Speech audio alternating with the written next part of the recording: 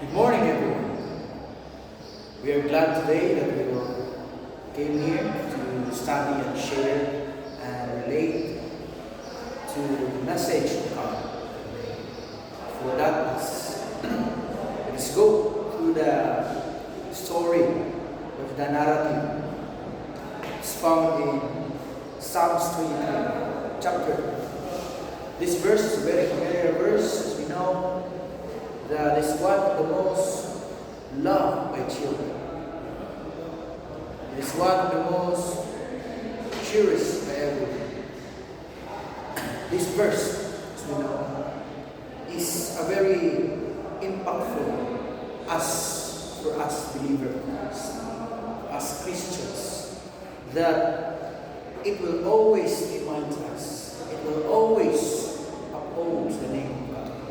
It will always glorify, offering assurance of God's provision, presence, and peace. Today, let us open our Bible and reflect upon these verses. Open it in Psalms chapter 23, verses 1 to 6. Now, we see that David write these verses in the Psalms. As a shepherd and a king, these Psalms reflects the intimate care and guidance to his believers. It gives us care and guidance to his sheep, to his believers. Means Christ is their Redeemer. It teaches that the Lord is our shepherd and sustains, lead us through every circumstance of life, whether seasons of peace or times of deep trials and wars. Now, let us ponder the context of Psalm 20. The authority or the authorship, which is David, a former shepherd himself, deeply understood the relationship between a shepherd and his sheep. So we will understand that as a shepherd, you have a relationship with your sheep. That's why he is very caring, because sheep tends to be dumb. That's what they said. But it has also been proven that sheep needs guidance because they wander around if they don't have a shepherd. So now, his experience as a shepherd informs his depiction of God's as the one who guides, provides, and protects his people. Seen as a shepherd, God guides, protects, and provides to his people. Now, the message here that I see is very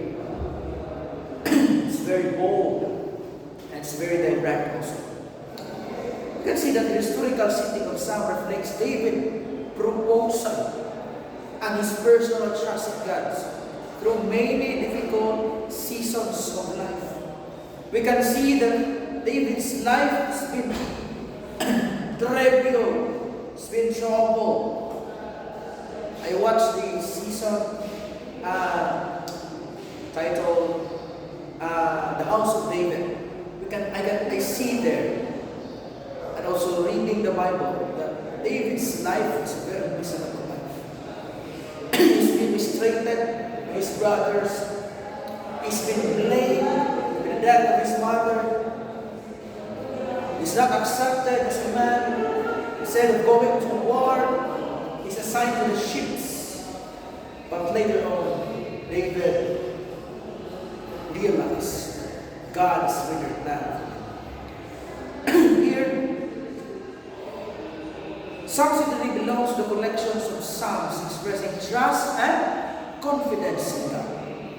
It says, fitting between Psalm 23 and 24, which focus on God's suffering and kingship, respectively. This sequence highlights trust in God as a central life, central to life difficulties.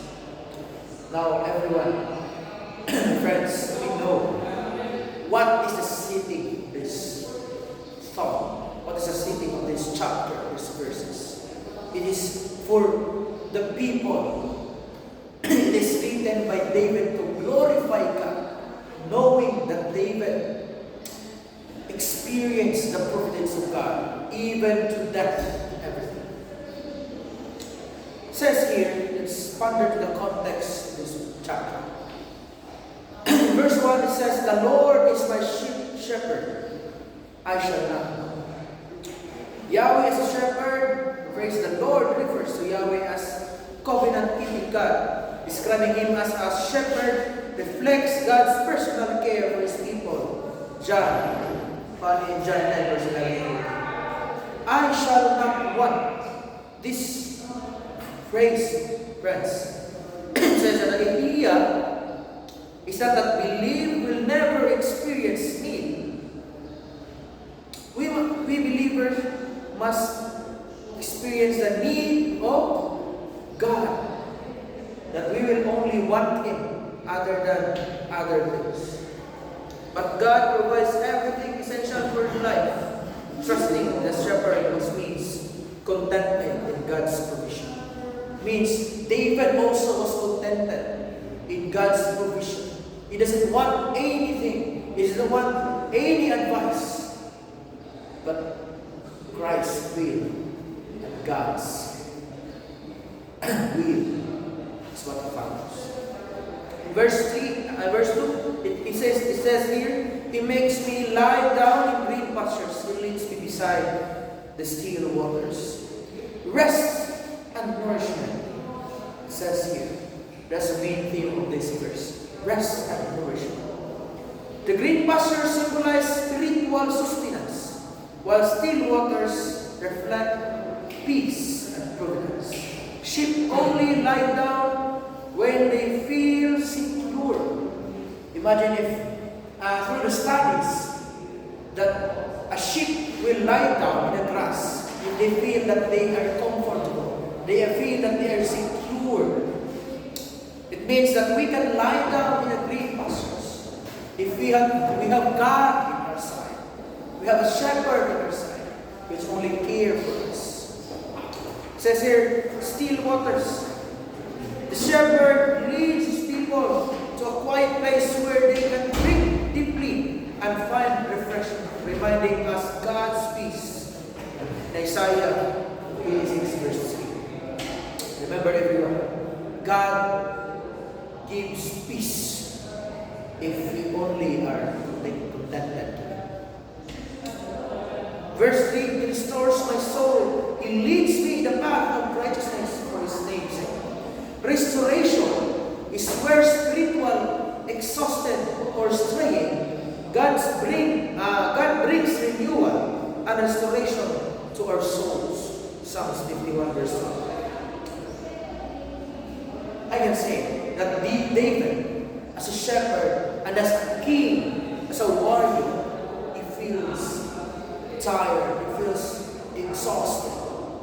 He found peace. He restores. God restores him, just as God restores us. Paths of righteousness. This means the shepherd guides us towards holiness and righteous living. God's guidance is always the glory for His name. It's for everything's sake. Proverbs 3, verse 5 to 6. I give verses that will connect to each other, that will support to the verse again. Here's verse 4, it said, Yea, though I walk through the valley of shadow of death, I will fear no evil, for you are with me, or for thou art with me. Your rod and your staff, they comfort me. The valley of the shadow of death, this represents the life darkest moment, represents death. And David also experienced this. David was chased by the army of Saul to kill him. Through his enemies, he experienced death also. To the lion's den, experience death also. But God sustains him. The rod and staff, these are the symbols of protection and guidance. The rod defends the sheep from the danger, while the staff directs them along the right path. God's discipline and guidance provide comfort to believers. This is a reminder for us, my friends, that God's discipline, we must also have discipline in ourselves.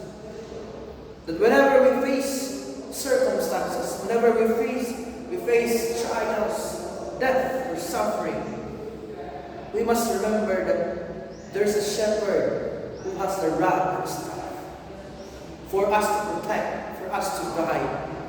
That's why we must also follow His guidance, not just seek His protection. Sometimes we only just pray for protection, but denies the guidance of God, the guidance of the Bible. Now let's continue to the last verse. Verse 6, surely goodness and mercy shall follow me all days of my life, and I will dwell in the house of the Lord forever. My friends, goodness and mercy. We know that God is full of goodness, love, is passionate and compassionate, and is merciful. God's covenant faithfulness, the Hebrew word is said, and His goodness will accompany the believer throughout life under not temporary blessings but enduring realities. My friend, God's blessing is not temporary. If we embrace it, it will be eternal for us. For His plan of salvation will give us eternal life. Dwelling in the house of the Lord forever. In this space, we see God's refer to enjoy eternal fellowship with God, both and now and life to come. It is now and forever. I know that David experienced this also, even in his last days on earth, even in his last days of his kingship. That even though he suffered from death, he suffered from the challenge of dying, the fear of death, the fear of everything that might happen to him. But he know that he trusted, and he know that he trusts God. There's this God who leads, and who is still there for him. Now let us come to think and to reflect to these ideas. We know that the verse 1 to 2, it means that God provides for us all. God provides for us our needs. In times of point, in times of plenty, we can trust God to provide what necessarily is cause for contentment. We must be contented with what we have right now. We must be contented with God's plan for us.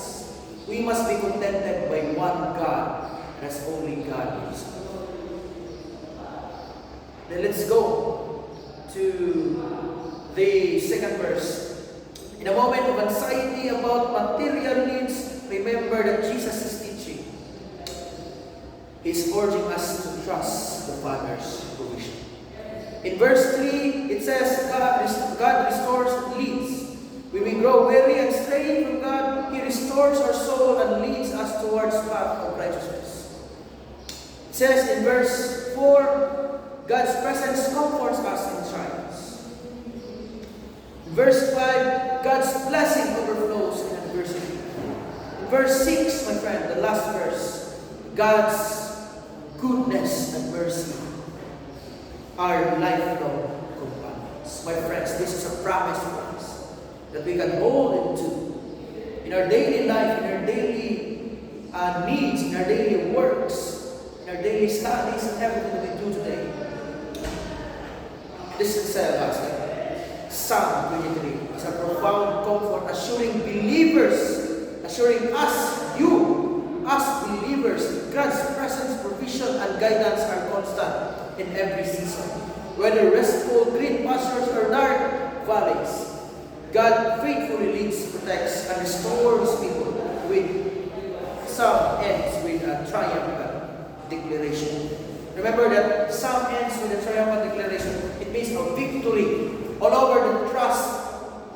By the trust, by the suffering, by the challenges. At the last verse, we see that there's goodness and mercy we can have if we follow it. My friend, I will give you one question in your day today, so that you can bring this and you can improve your spiritual life. We can take note of this. This is the question. Are you trusting the Lord as your shepherd? My friend, I know that some of us are weary because we are tired. Some of us are having big problems, financial problems, mental problems, physical illness, or everything that we face today. May be people that judge you. They might be other person that hates you so much. But my friend, it says, are you trusting your Lord as your shepherd? Are you relying on His rod to protect you? Are you relying on His staff to guide you? Are you relying to Him as your personal Savior? Are you relying to Him as your God? My friend, today I call you to put your faith in Him, to renew your covenant with Him, as He is a God of God. Let us stand for a prayer and reflect and offer to God our weariness and put our trust, put our insecurities, so that we will be able to feel God's presence and to understand His will. Let's pray. May Heavenly Father, may you help us to have you in our life. May you continue to bless us. May you continue to help us understand your will. May you guide us and protect us.